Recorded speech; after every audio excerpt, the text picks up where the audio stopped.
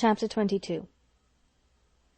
Mary Ann, who had never much toleration for anything like impertinence, vulgarity, inferiority of parts, or even difference of taste from herself, was at this time particularly ill-disposed, from the state of her spirits, to be pleased with the Miss Steeles, or to encourage their advances, and to the invariable coldness of her behaviour towards them, which checked every endeavour at intimacy on their side, Elinor principally attributed that preference of herself, which soon became evident in the manners of both, but especially of Lucy, who missed no opportunity of engaging her in conversation, or of striving to improve their acquaintance by an easy and frank communication of her sentiments. Lucy was naturally clever. Her remarks were often just and amusing, and as a companion for half an hour Elinor frequently found her agreeable. But her powers had received no aid from education. She was ignorant and illiterate, and her deficiency of all mental improvement, her want of information in the most common particulars, could not be concealed from Miss Dashwood, in spite of her constant endeavour to appear to advantage. Elinor saw and pitied her for the neglect of abilities which education might have rendered so respectable, but she saw, with less tenderness of feeling, the thorough want of delicacy, of rectitude, and integrity of mind, which her attentions, her assiduities, her flatteries at the Park betrayed, and she could have no lasting satisfaction in the company of a person who joined insincerity with ignorance, whose want of instruction prevented their meeting in conversation on terms of equality, and whose conduct toward others made every show of attention and deference toward herself perfectly valueless.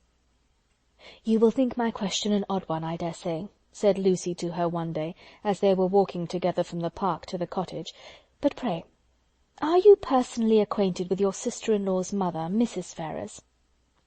Elinor did think the question a very odd one, and her countenance expressed it, as she answered that she had never seen Mrs. Ferrars. "Indeed," replied Lucy, "I wonder at that, for I thought you must have seen her at Norland sometimes. Then, perhaps, you cannot tell me what sort of a woman she is?" "No," returned Elinor, cautious of giving her real opinion of Edward's mother, and not very desirous of satisfying what seemed impertinent curiosity. "I know nothing of her." "I am sure you think me very strange for inquiring about her in such a way," said Lucy, eyeing Elinor attentively as she spoke, "but perhaps there may be reasons. I wish I might venture. But, however, I hope you will do me the justice of believing that I do not mean to be impertinent." Elinor made her a civil reply, and they walked on for a few minutes in silence. It was broken by Lucy, who renewed the subject again by saying, with some hesitation, "I cannot bear to have you think me impertinently curious. I am sure I would rather do anything in the world than be thought so by a person whose good opinion is so well worth having as yours. And I am sure I should not have the smallest fear of trusting you. Indeed, I should be very glad of your advice how to manage in such an uncomfortable situation as I am. But, however, there is no occasion to trouble you. I am sorry you do not happen to know Mrs. Ferrars." "I am sorry I do not," said Elinor in great astonishment, "if it could be of any use to you to know my opinion of her. But really I never understood that you were at all connected with that family, and therefore I am a little surprised, I confess, at so serious an inquiry into her character." "I dare say you are, and I am sure I do not at all wonder at it. But if I dared tell you all, you would not be so much surprised. Mrs. Ferrars is certainly nothing to me at present, but the time may come, how soon it will come must depend upon herself, when we may be very intimately connected." She looked down as she said this, amiably bashful, with only one side glance at her companion to observe its effect on her. "Good heavens!" cried Elinor, "what do you mean? Are you acquainted with Mr. Robert Ferrars? Can you be?" And she did not feel much delighted with the idea of such a sister-in-law. "No," replied Lucy, "not to Mr. Robert Ferrars. I never saw him in my life, but," fixing her eyes upon Elinor, "to his eldest brother." What felt Elinor at that moment? Astonishment, that would have been as painful as it was strong, had not an immediate disbelief at the assertion attended it.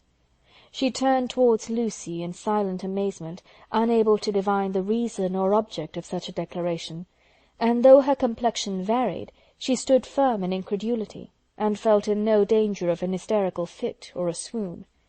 "You may well be surprised," continued Lucy, "for to be sure you could have had no idea of it before, for I dare say he never dropped the smallest hint of it to you or any of your family, because it was always meant to be a great secret, and I am sure has been faithfully kept so by me to this hour.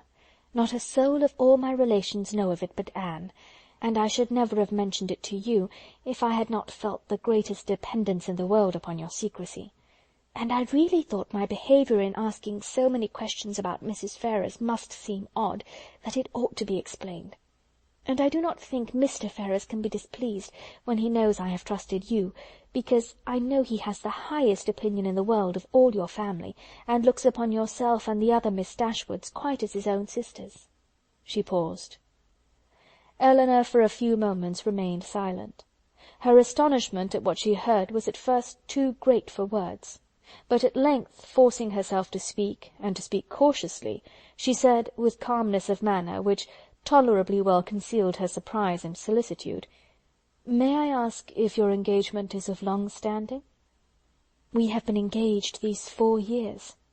"4 years?" "Yes." Elinor, though greatly shocked, still felt unable to believe it. "I did not know," said she, "that you were even acquainted till the other day." "Our acquaintance, however, is of many years' date. He was under my uncle's care, you know, a considerable while." "Your uncle?" "Yes, Mr. Pratt. Did you never hear him talk of Mr. Pratt?" "I think I have," replied Elinor, with an exertion of spirits which increased with her increase of emotion. "He was 4 years with my uncle, who lives at Longstable, near Plymouth.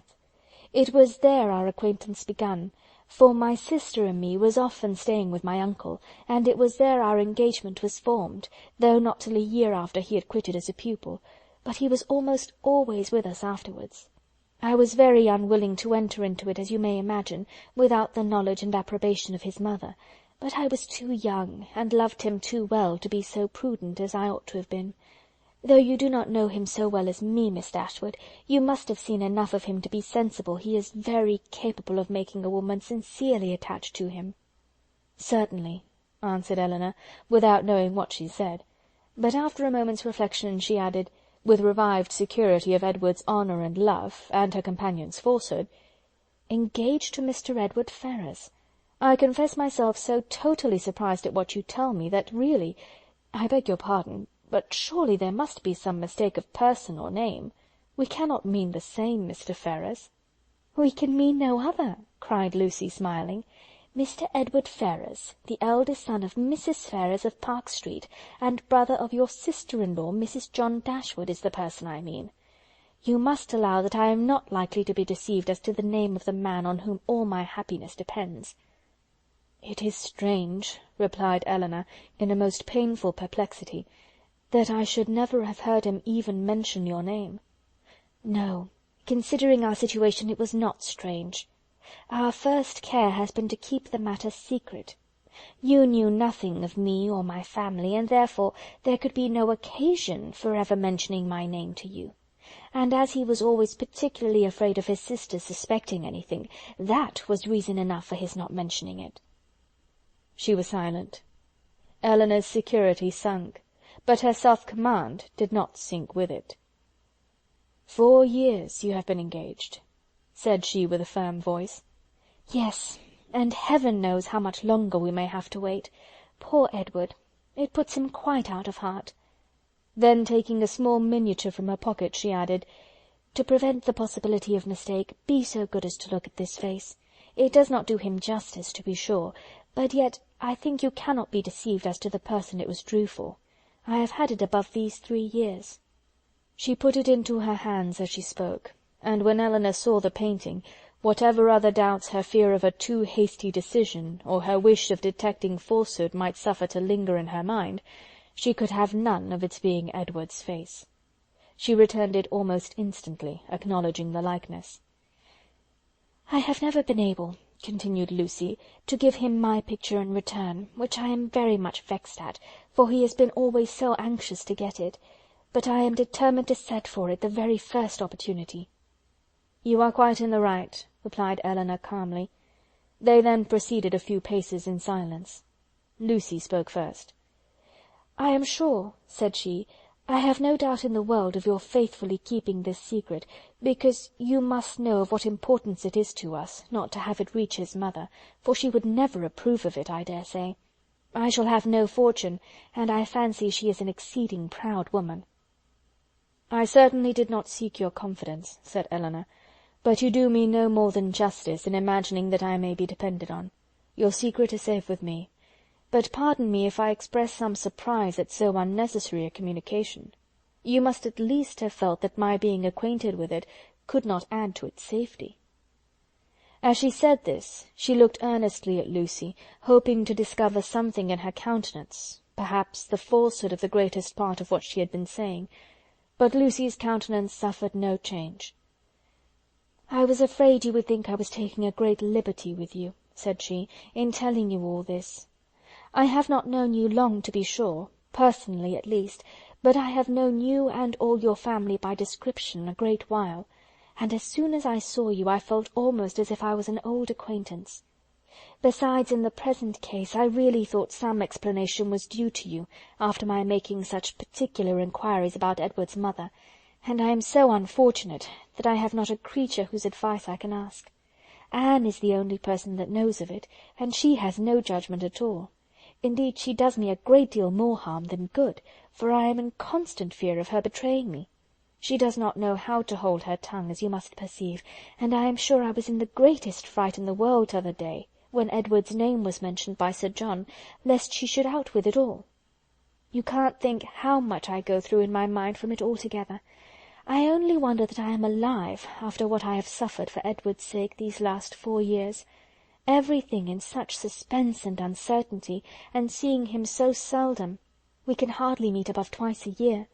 I am sure I wonder my heart is not quite broke." Here she took out her handkerchief, but Elinor did not feel very compassionate. "Sometimes," continued Lucy, after wiping her eyes, "I think whether it would not be better for us both to break off the matter entirely." As she said this, she looked directly at her companion. "But then at other times I have not resolution enough for it. I cannot bear the thoughts of making him so miserable, as I know the very mention of such a thing would do. And on my own account too, so dear as he is to me, I don't think I could be equal to it. What would you advise me to do in such a case, Miss Dashwood? What would you do yourself?" "Pardon me," replied Elinor, startled by the question, "but I can give you no advice under such circumstances. Your own judgment must direct you." "To be sure," continued Lucy, after a few minutes' silence on both sides, "his mother must provide for him some time or other, but poor Edward is so cast down by it. Did you not think him dreadful low-spirited when he was at Barton? He was so miserable when he left us at Longstaple to go to you, that I was afraid you would think him quite ill." "Did he come from your uncle's, then, when he visited us?" "Oh, yes. He had been staying a fortnight with us. Did you think he came directly from town?" "No," replied Elinor, most feelingly sensible of every fresh circumstance in favour of Lucy's veracity. "I remember he told us that he had been staying a fortnight with some friends near Plymouth." She remembered, too, her own surprise at the time, at his mentioning nothing farther of those friends, at his total silence with respect even to their names. "Did not you think him sadly out of spirits?" repeated Lucy. "We did indeed, particularly so when he first arrived." "I begged him to exert himself, for fear you should suspect what was the matter, but it made him so melancholy, not being able to stay more than a fortnight with us, and seeing me so much affected. Poor fellow! I am afraid it is just the same with him now, for he writes in wretched spirits. I heard from him just before I left Exeter," taking a letter from her pocket, and carelessly showing the direction to Elinor. "You know his hand, I dare say, a charming one it is, but that is not written so well as usual. He was tired, I dare say, for he had just filled the sheet to me as full as possible." Elinor saw that it was his hand, and she could doubt no longer. This picture, she had allowed herself to believe, might have been accidentally obtained. It might not have been Edward's gift. But a correspondence between them by letter could subsist only under a positive engagement, could be authorized by nothing else. For a few moments she was almost overcome. Her heart sunk within her, and she could hardly stand. But exertion was indispensably necessary, and she struggled so resolutely against the oppression of her feelings that her success was speedy and for the time complete. "Writing to each other," said Lucy, returning the letter into her pocket, "is the only comfort we have in such long separations. Yes, I have one other comfort in his picture, but poor Edward has not even that. If he had but my picture, he says he should be easy. I gave him a lock of my hair set in a ring when he was at Longstaple last, and that was some comfort to him, he said, but not equal to a picture. Perhaps you might notice the ring when you saw him." "I did," said Eleanor, with a composure of voice, under which was concealed an emotion and distress beyond anything she had ever felt before. She was mortified, shocked, confounded. Fortunately for her, they had now reached the cottage, and the conversation could be continued no further. After sitting with them a few minutes, the Miss Steeles returned to the park, and Eleanor was then at liberty to think and be wretched. Chapter 22